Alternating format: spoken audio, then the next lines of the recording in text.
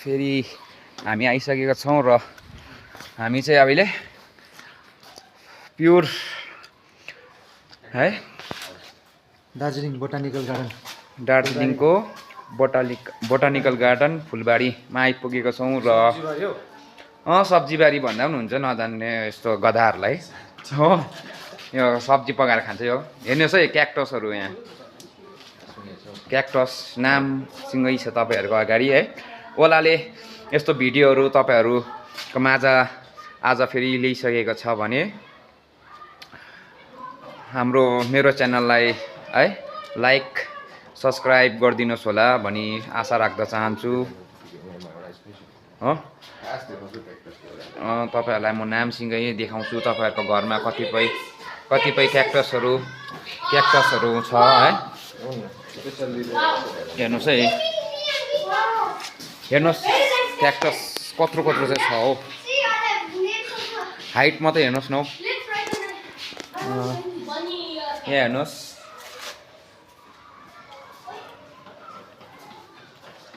यो त तपाईँको सबै अहिले फिलहाल सबै घरमा होला है यो प्लान्ट स्नेक प्लान्ट भन्छ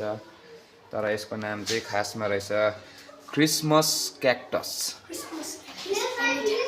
स्नेक प्लान्ट हैन अनि यहाँनिर अहिले फिलहाल है स्कुलबाट नानीहरू पनि आफ्नो प्रोजेक्टको लागि आइसकेर आफ्नो प्रोजेक्ट गर्दैछ भने हेर्नुहोस् कस्तो लाग्यो के लाग्यो है यसो कमेन्टमा पनि लेखिदिनुहोस् केही छैन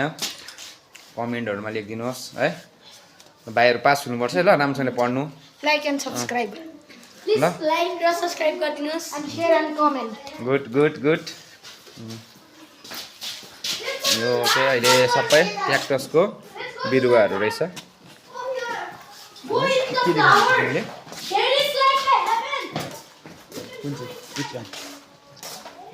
हेरिहाल्नुहोस् ल्याम्थङ भन्छ यो चाहिँ हाम्रो भाषामा हो भने चाहिँ तर यसको नाम चाहिँ हो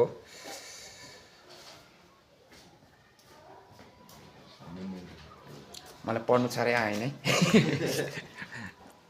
ब्रेन क्याक्टस हेरिहाल्नुहोस्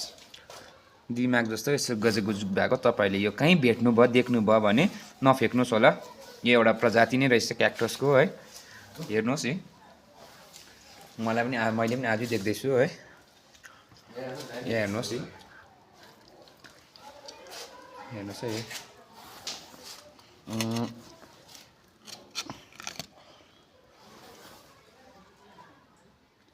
मम्मिलिरा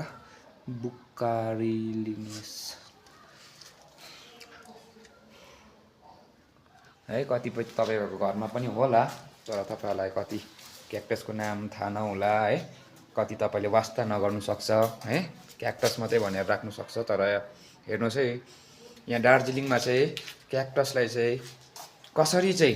बचाएर राखेको छ र यसको प्रजाति के हो कसो हो है भनेर यहाँनिर देखाउनुको लागि यहाँ राखिएको छ है यसलाई स्याहार सुसार गरेर राखिएको छ भने यहाँ हेर्नुहोस् यो क्याक्टस अस्ट्रिच जस्तो देख्दैन घरिघरि चराको हातको पन्जा जस्तो है त्यस्तो टाढोबाट हेर्दाखेरि हेर्नुहोस् त दाँतहरू निक्लिएको जस्तो स्पाइडरको है हातहरू भएको जस्तो यस्तो क्याक्टस यहाँ हेर्नुहोस् यो क्याक्टस हेर्नुहोस् यो क्याक्टस यसको नाम पनि छ तपाईँको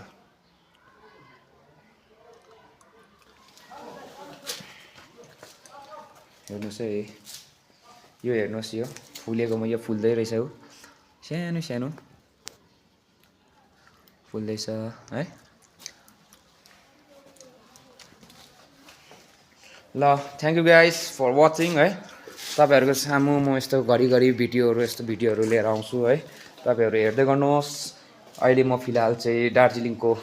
बोटानिकल गार्डनबाट तपाईँहरूलाई म क्याक्टस रुमबाट यो तपाईँहरूलाई देखाइरहेको छु भने आउँदो दिनहरूमा म तपाईँहरूलाई राम्रो हट हाउसहरूमा राम्रो है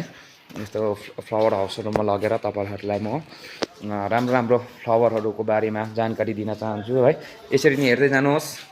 र लाइक सब्स्क्राइब गरिदिनुहोस् अनि कमेन्ट गरिदिनुहोस् के कस्तो लाग्यो ल धेरै धन्यवाद फेरि भेटौँ ल छिटै